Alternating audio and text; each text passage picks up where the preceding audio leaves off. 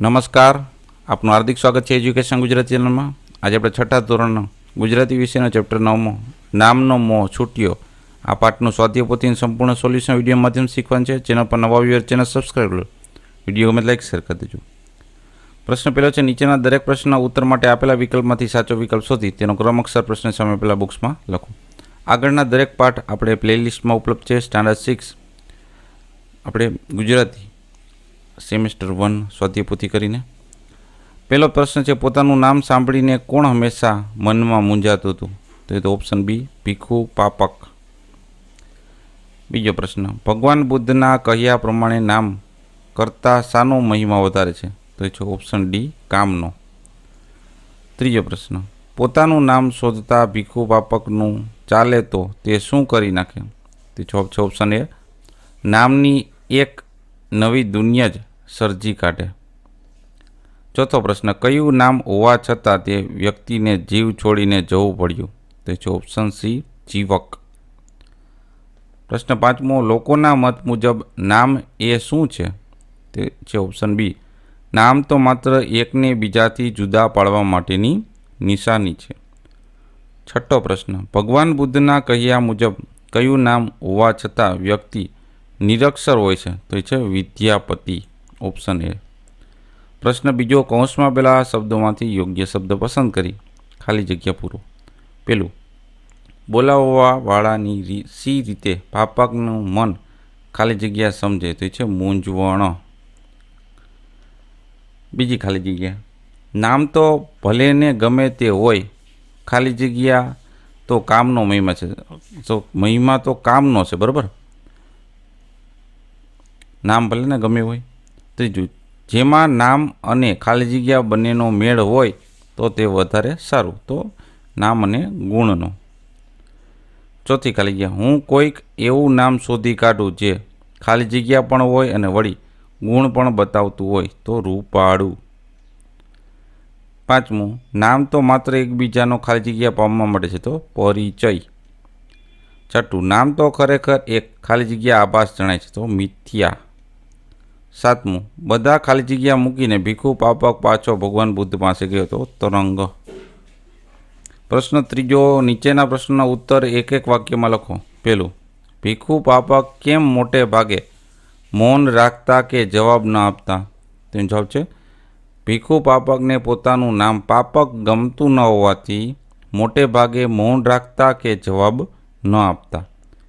બીજો પ્રશ્ન, પાપક ભીખુ ભગવાન બુદ્ધ પાસે કેમ ગયો? તેનો જવાબ છે, પાપક ભીખુને થયું કે નામ બદલ્યા વિના તેનું દુઃખ જશે નહીં, તેથી તે નામ બદલવા ભગવાન બુદ્ધ પાસે ગયો. ત્રીજો પ્રશ્ન, પાપક કેમ રાજી રાજી થઈ ગયો? તેનો જવાબ છે, ભગવાન બુદ્ધે તેને નામ અને ગુણ બંને હોય એવું નામ આપવાનું કહ્યું અને તેથી તે રાજી રાજી થઈ ગયો. ચોથો પ્રશ્ન, પાપક કેવા નામની શોધમાં હતો? તેનો જવાબ છે, પાપક એવા નામની શોધમાં હતો કે જે રૂપાળું પણ હોય અને વળી ગુણ પણ દર્શાવતું હોય એવું. પાંચમો પ્રશ્ન, રથપાલ નામની વ્યક્તિ શું કરતી હતી? તેનો જવાબ છે, રથપાલ નામની વ્યક્તિ પગમાં પગરખા વિના ટાંટિયા ઘસડતી ચાલતી હતી. છઠ્ઠો પ્રશ્ન, ધનપાલ નામની વ્યક્તિની હાલત કેવી હતી? તેનો જવાબ છે, ધનપાલ નામની વ્યક્તિ પાસે ફૂટી બદામ પણ નહોતી અને તે પેટ ભરવા માટે ઘરે ઘરે જઈને ભીખ માગવી પડતી હતી. સાતમો પ્રશ્ન, જો નામ પ્રમાણે જ ગુણ હોય તો યમરાજ માટે શો કોયડો ઊભો થાય? તો જવાબ છે, જો નામ પ્રમાણે જ ગુણ હોય તો લોકો પોતાના છોકરાનું નામ જીવક અને છોકરીનું નામ જીવતી પાડે તો યમરાજ માટે તેમનું મૃત્યુ અંગેનો કોયડો ઊભો થઈ જાય. આઠમો પ્રશ્ન, પાપક ફરી ફરીને થાક્યો છતાં તેની કઈ ઈચ્છા પૂરી ન થઈ? તેનો જવાબ છે, પાપક ફરી ફરીને થાક્યો છતાં તેને કોઈ નામ એવું ન મળ્યું કે જે એના ગુણનો મેળ બતાવતું હોય. પ્રશ્ન ચોથો, નીચેના પ્રશ્નોના ઉત્તર 2-3 વાક્યમાં લખો. પહેલો પ્રશ્ન, પાપક મનમાં ને મનમાં શા માટે મૂંઝાતો હતો? તેનો જવાબ છે, પાપકની પોઈએ તેનું નામ શું જોઈને પાપક પાડ્યું હશે એ વિચારથી જ તે મૂંઝાતો હતો. તે વિચારતો કે પાપક કેવું ખરાબ નામ છે, પાપક તે કોઈનું નામ હોતું હશે? પ્રશ્નાચિહ્ન. માણસના કેવા સુંદર નામ હોય છે? મારું નામ પાપક, આ તે કંઈ નામ છે? એવો એનો પ્રશ્ન થતો, મૂંઝાતો. બીજો પ્રશ્ન, ભીખુ સંઘમાં ખબર પડી કે પાપક તેના નામથી જ બોલાવતા ખોટું લાગે છે ત્યારે શું થયું? તેનો જવાબ છે, ભીખુ સંઘમાં ખબર પડી કે પાપક તેના નામથી બોલાવતા ખોટું લાગે છે ત્યારે જાણી જોઈને તેને પાપક નામથી બોલાવનારાઓની સંખ્યા વધી ગઈ. કોઈ જ કામ ન હોય તો પણ બધા તેને પાપક પાપક કરીને બોલાવવા લાગ્યા. હાલતા ચાલતા સૌ પાપકને ટકોર કરતા જાય. પ્રશ્ન ત્રીજો, પાપકે ભગવાન બુદ્ધ પાસે જઈ તેમને શી વિનંતી કરી? તો જવાબ છે, પાપકે ભગવાન બુદ્ધ પાસે જઈ વિનંતી કરી, ભગવાન, મારે મારું નામ બદલવું છે. સૌ મને પાપક પાપક કહે છે, તે મને ગમતું નથી. પાપ કર્યા વિના જાણે હું પાપ કરતો હોય એવો ધ્વનિ એમાંથી ઉઠે છે. પ્રશ્ન ચોથો, પાપકે પોતાનું નામ દુઃખ દૂર કરવા કહ્યું ત્યારે ભગવાન બુદ્ધે શું કહ્યું? તો જવાબ છે, પાપક પોતાનું નામનું દુઃખ દૂર કરવા કહ્યું ત્યારે ભગવાન બુદ્ધે કહ્યું, સારું, તો તું પોતે જ કોઈ સારું નામ શોધીને આવજે, એ નામ તને આપી દઈશું. પણ જો કોઈ એવું નામ મળે કે જેમાં તારા નામ અને ગુણ બંનેનો મેળ હોય તો વળી વધારે સારું, તું એ જોતો રહેજે, એમ ભગવાન બુદ્ધે પાપકને કીધું. પાંચમો પ્રશ્ન, પાપકને કઈ વાતની લગની લાગી અને કેમ? તો જવાબ છે, ભગવાન બુદ્ધને મળ્યા પછી તેમણે ભીખુ પાપકને કોઈ એવું નામ શોધવા કહ્યું છે કે જેમાં નામ અને ગુણ બંને હોય. આથી જ પાપકને રૂપાળું પણ હોય અને વળી ગુણ પણ બતાવતું હોય એવું નામ શોધવાની લગની લાગી. છઠ્ઠો પ્રશ્ન, નામ ગેલા ભીખુ પાપકને નામની કેવી લહે લાગી ગઈ? તો જવાબ છે, નામ ગેલા ભીખુ પાપકને નામની એવી લહે લાગી ગઈ કે કોઈ માણસ ચંપા નામ બોલે તો એને ચંપાની સુગંધ આવે, કોઈ ચંદન નામ હોય તો ચંદનની હવા આવે. ભીખુ પાપક ખાઈ પીને નામની પાછળ પડી ગયો. પ્રશ્ન સાતમો, જીવક નામની વ્યક્તિ વિશે પાપક શું વિચારતો હતો? તેનો જવાબ છે, જીવક નામની વ્યક્તિ વિશે પાપક વિચારતો હતો કે આ નામ સારું છે, પણ જ્યારે તેને ખબર પડી કે જીવક તે જ દિવસે જ મૃત્યુ પામ્યો છે ત્યારે તેને વિચાર આવ્યો, અરે, એનું નામ જીવક હતું ને એનું કેમ મરણ થાય? એવો એનો પ્રશ્ન થયો મગજમાં. પ્રશ્ન આઠમો, જો સૌના નામ એક સરખા હોય તો આપણને શી મુશ્કેલી પડે? તેનો જવાબ છે, જો સૌના નામ એક સરખા જ હોય તો એક વ્યક્તિને બીજી વ્યક્તિથી અલગ પાડવી મુશ્કેલ બને. જેમ કે કોઈ ગામમાં દરેક વ્યક્તિનું નામ છગન હોય તો આપણા પરિચય છગનને અલગ કેવી રીતે પાડવો? કે આપણો પરિચિત એ છગન છે કે શું, એ કેવી રીતના અલગ પાડવો? એવો એનો પ્રશ્ન થાય. તેને કઈ રીતના બોલાવો એ પણ એક પ્રશ્ન થાય. નવમો પ્રશ્ન, પાપક ભગવાન બુદ્ધ પાસે ના ગયો હોય તો શું થાત? તે જવાબ છે, પાપક જો ભગવાન બુદ્ધ પાસે ના ગયો હોત તો તે પોતાના નામના દુઃખી થઈ રહ્યો હોત અને તે સમજી ન શક્યો હોત કે નામમાં કશું જ નથી, પણ નામની સાચી સિદ્ધિ કામમાં રહેલી છે. પ્રશ્ન પાંચમો, નીચેના પ્રશ્નનો ઉત્તર 4-5 વાક્યમાં લખો.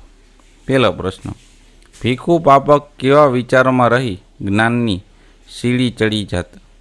તેનો જવાબ છે, ભીખુ પાપકને ગુણ પ્રમાણે નામ ન મળતા તેઓને એમ થયું કે કોઈ નામ જ ન હોય તો કેવી મજા, કોઈનું કાંઈ નામ જ ન હોય તો કેવી મજા, કોઈનું કાંઈ જ નામ ન હોય ને નામથી ઓળખવાની પ્રથા જ ન હોય તો? એવો પ્રશ્ન થયો. નામ હોય તો તમે કહો કે ફલાણો નાશ પામ્યો, પણ નામ જ ન હોય તો કોનો નાશ થયો? આ વિચારોમાં રહી ભીખુ પાપક જ્ઞાનની સીડી ચડી જાત. બીજો પ્રશ્ન, પાપકને નામનો મોહ કેવી રીતના છૂટ્યો? તેનો જવાબ છે, પાપક જ્યારે સારા ગુણસભર નામની શોધમાં ગામે ગામ ફરતો હતો ત્યારે તેને જોયું કે રતપાલ નામનો માણસ પગમાં પગરખા વિના ટાંટિયા ઘસડતો ચાલતો હતો. ધનપાલ નામના માણસ પાસે સિલકમાં ફૂટી બદામ પણ નહોતી અને તે પેટ ભરવા ઘરે ઘરે ભીખ માગતો હતો. તેને એક માણસનું જીવક નામ ગમ્યું, પણ તે દિવસે જ મૃત્યુ થયું. આમ એક પણ માણસના નામ પ્રમાણેને ગુણ મળતા ન હોવાથી પાપકનો નામનો મોહ છૂટી ગયો. પ્રશ્ન 6. નીચેના પ્રશ્નનો ઉત્તર તમારી નોટબુકમાં લખો. આ પાઠનો સાર જણાવવાનો છે આપણે. તો આ પાઠમાં પાપક નામના એક ભીખુને પોતાનું નામ સાંભળે ત્યારે પાપ કર્યા વગર પાપ કર્યાની અનુભૂતિ થાય છે ને, જેથી જ્યારે પણ કોઈ પણ તેનું નામ લે ત્યારે મનમાં મૂંઝાય અને ખીજાય છે. એક દિવસ તે ભગવાન બુદ્ધને પોતાની વ્યથા કહી નામ બદલવાની વિનંતી કરે છે. ત્યારે ભગવાન બુદ્ધ તેને તેની પસંદગીનું પણ નામ અને ગુણ બંનેનો મેળ હોય એવું નામ શોધવાનું એમને કહે છે. ભીખુ ગામે ગામ ફરીને ગુણસભર નામ શોધે છે. ત્યારે તેને માલુમ થાય છે કે રથપતિ નામનો વ્યક્તિ પગરખા વિના ઉઘડા પગે ચાલતો હોય છે. ધનપતિ પાસે ફૂટી બદામ પણ હોતી નથી અને પેટ ભરવા માટે ભીખ માગે છે.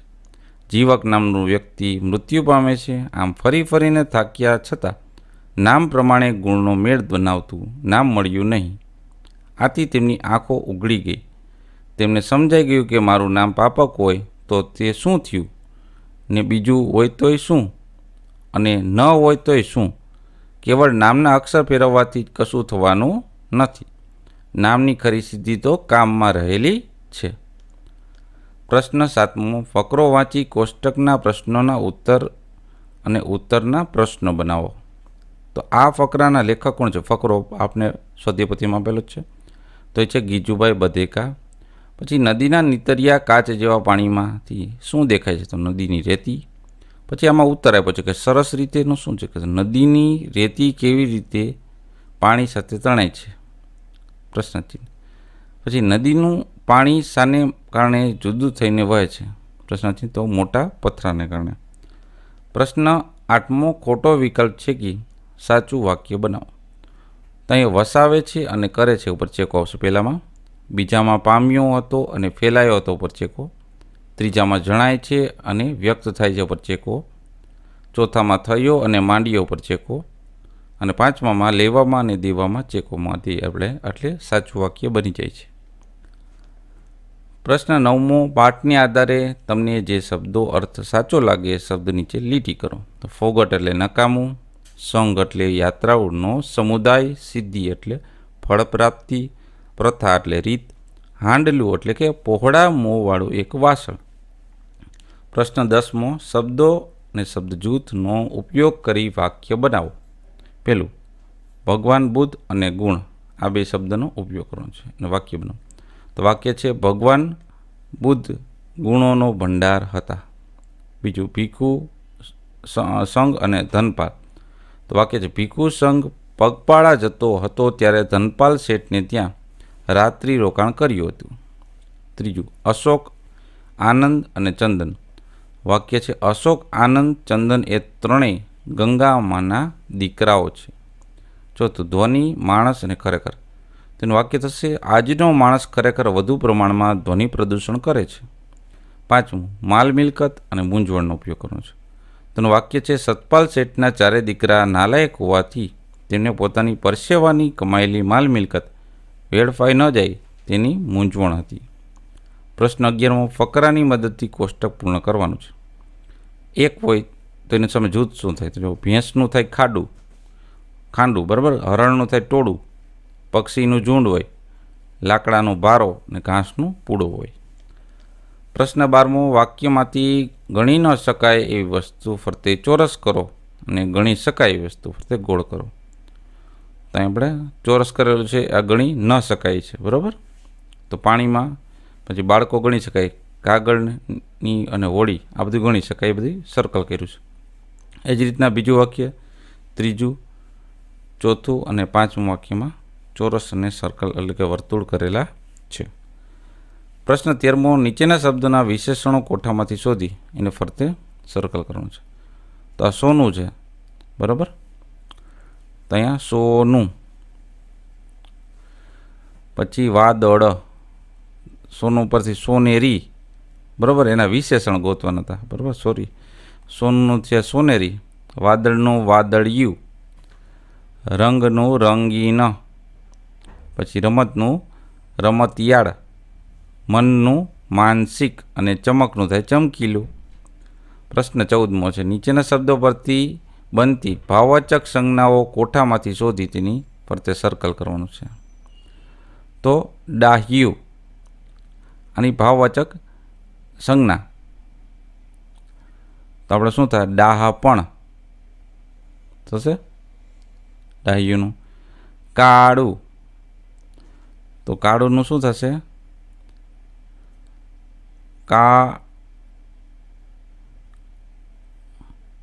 કાળાસ, કાળુંનું કાળાસ થાય ને, બરાબર.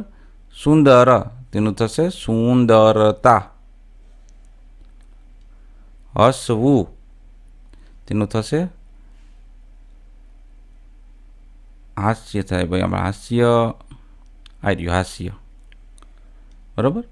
રણકવું, તો રણકવાનું થશે રણકાર. ઓકે. ઝબકવું, તેનું થશે ઝબકાર. મહેકવું, તેનું થશે મહેકદાર. મહેક, મહેક, મહેકનું મહેક થશે. રેડી? તો દરેકના ભાવવાચક સંજ્ઞાઓ આપણે મળી ગઈ. પ્રશ્ન 15મો, નીચેના શબ્દોની જોડણી સુધારીને લખો. તો આ રીતના લખાય: ભીખું, મૂંઝવણ, વિનંતી, બુદ્ધ, મહિમા અને સિદ્ધિ. પ્રશ્ન 16મો, નીચેના શબ્દોના બે સમાન નથી શબ્દ લખો. મૌનનું થશે મૂક અને ચૂપ. પગરખાનું થશે ખાસડા અને જૂતા. હિંમતનું થશે શક્તિ અને બળ. મિથ્યાનું થશે નકામું અથવા ફોગટ. આભાસનું થશે ભ્રમ અથવા તો ખોટો દેખાવ. પ્રથાનું થશે, આ પ્રથા છે, પ્રથાનું થશે રિવાજ અથવા રીત. તરંગનું થશે લહેર અથવા મોજું. પ્રશ્ન 17મો, નીચેના શબ્દોના વિરુદ્ધાર્થી શબ્દ લખો. ખોટુંનું થશે ખરું. પાપનું પુણ્ય. ગુણનું અવગુણ. સુમેળનું કુમેળ. રાજીપોનું નારાજગી. રૂપાળુનું કદરૂપું. યોગ્યનું અયોગ્ય. જ્ઞાનનું અજ્ઞાન. પ્રશ્ન 18મો, નીચેના અનેકાર્થી શબ્દનો અર્થ આપો. સાંભળે એટલે કે યાદ કરે, અને સાંભળે એટલે કે શ્રવણ કરે. સંઘ એટલે કે ટોળું અથવા સમૂહ, અને સંત એટલે કે સાંધો. સારું એટલે સરસ, અને સારું એટલે માટે. પ્રશ્ન 19મો, નીચેના શબ્દ સમૂહ માટે એક શબ્દ લખો. પેલું, હાથ પરની રોકડ રકમ, એને કહેવાય સિલક. બીજું, જટ ન ઉકેલી શકે એવા પ્રશ્ન, એને કહેવાય કોયડો. ત્રીજું, બૌદ્ધ સાધુને કહેવાય ભિક્ષુ. પ્રશ્ન 20, નીચે આપેલી કહેવતનો અર્થ લખો. તો કાળાક્ષર કુહાડે મારવા એટલે કે નિરક્ષર હોવું. પ્રશ્ન 21, નીચેના રૂઢિપ્રયોગના અર્થ આપી વાક્ય પ્રયોગ કરો. પેલું, લહે લાગવી એટલે કે લગ્ની લાગવી. વાક્ય, નિશાંત ભણવામાં ખૂબ ધ્યાન આપે છે કારણ કે એને પ્રથમ નંબર મેળવવાની લહે લાગી છે, એટલે કે લગ્ની લાગી છે. બીજું, આંખ ઉઘડવી એટલે કે ભાન થવું અથવા બરાબર જણાવવું અથવા સમજવું. વાક્ય, અભિમાનના તોરમાં રાકેશ કાકાનું કહ્યું માન્યું નહીં, પણ જ્યારે તેને ઠોકર વાગી ત્યારે તેની આંખ ઉઘડી. ત્રીજું, ભીખના હાંડલા ફળવા એટલે કે અત્યંત નિર્ધન હોવું. વાક્ય, એનું નામ ધનપાલ હતું પણ એને ઘેર ભીખના હાંડલા ફરતા હતા. ચોથું, ફૂટી બદામ પણ ન હોય એટલે કે કશું પણ ન હોવું. વાક્ય, પત્નીએ કહ્યું ઘરમાં ફૂટી બદામ પણ નથી, છોકરા અન્ન માગે છે, શું આપવું? પ્રશ્નચિહ્ન. પાંચમું, પેટનું પૂરું કરવું એટલે કે પેટ ભરવું. વાક્ય, ભીખ માગીને પેટનું પૂરું કરતા લોકોને પણ શ્રમ વિના મળી રહે છે. પ્રશ્ન 22, નીચેના શબ્દને શબ્દકોશના ક્રમમાં ગોઠવો. તો આ રીતના લખાશે કે મજા, પછી મન, મફત, માણસ, માત્ર, મૂંઝવણ અને મોહ. એનો જવાબ થઈ ગયો. પ્રવૃત્તિ છે, આપણે ભાઈઓ અને બહેનોના એને લાગુ પડતા એવા પ્રશ્ન જે નામ છે સેમ નામ ગોતવાના હતા. તો મણિભાઈ તો મણિબહેને હોય, હેતલભાઈ હોય તો હેતલબહેને હોય, રેવાભાઈ હોય તો રેવાબહેને હોય, નેહલભાઈ તો નેહલબહેને હોય, પૂનમભાઈ તો પૂનમબહેને હોય, મૃણાલભાઈ હોય મૃણાલબહેને હોય. ત્યારબાદ પાલ શબ્દનો ઉપયોગ થતા હોય એવા તો ગ્રંથપાલ, લોકપાલ, સત્યપાલ, ગોપાલ, રાજ્યપાલ, નાગપાલ.